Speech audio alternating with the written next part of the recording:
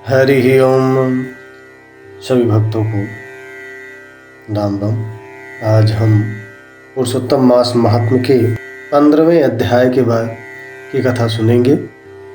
15वें अध्याय में वाल्मीकि ऋषि कहने लगे कि इस तरह भगवान विष्णु की स्तुति कर ब्राह्मण सुदेव भगवान के सामने वह घुटने टेक कर बैठ गया। तब श्री भगवान ऐसी स्तुति सुनकर के प्रसन्न हुए और मेघ के समान अति गंभीर वाणी में बोले।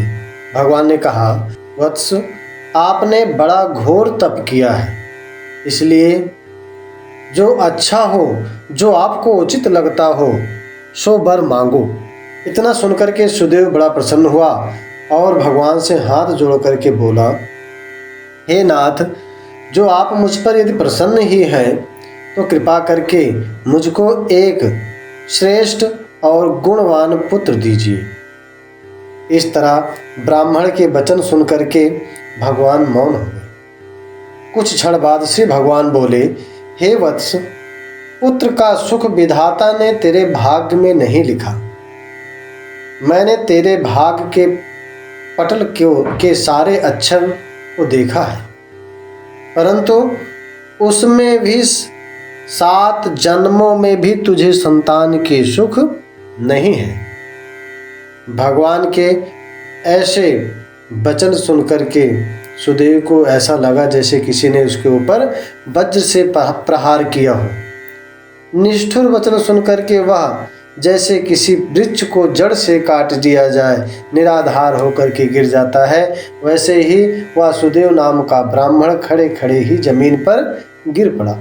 ब्राह्मण को गिरता हुआ देख उसकी पत्नी दौड़ती हुई उसके पास गई। गौतमी अपने पति को जा करके इस तरह गिरा हुआ देख करके अत्यंत दुखी होकर और स्वामी को पुत्र के सुख से रहित देखकर रोने लगी।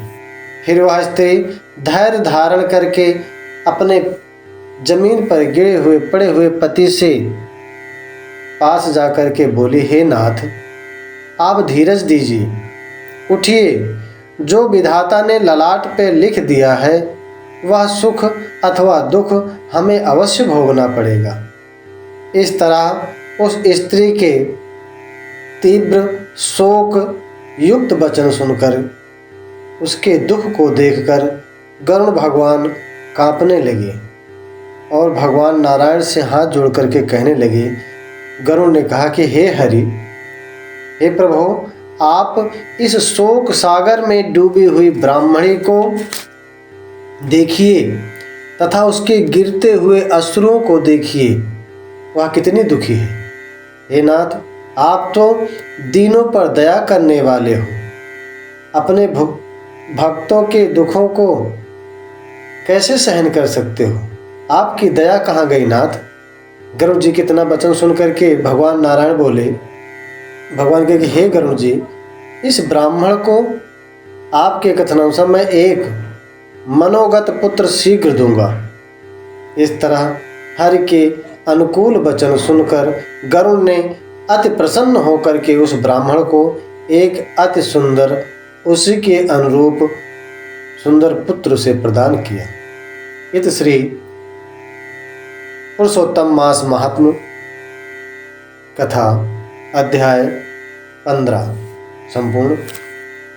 आगे कथा हम दूसरे वीडियो में कल 16वें अध्याय में सुनेंगे। तब तक के लिए मैं अपने बारे में विराम देता हूँ। भगवान नारायण सभी भक्तों पर अपनी कृपा बनाए रखें। आप सबका बहुत बहुत धन्यवाद। ओम नमो भगवते वासुदेवाय।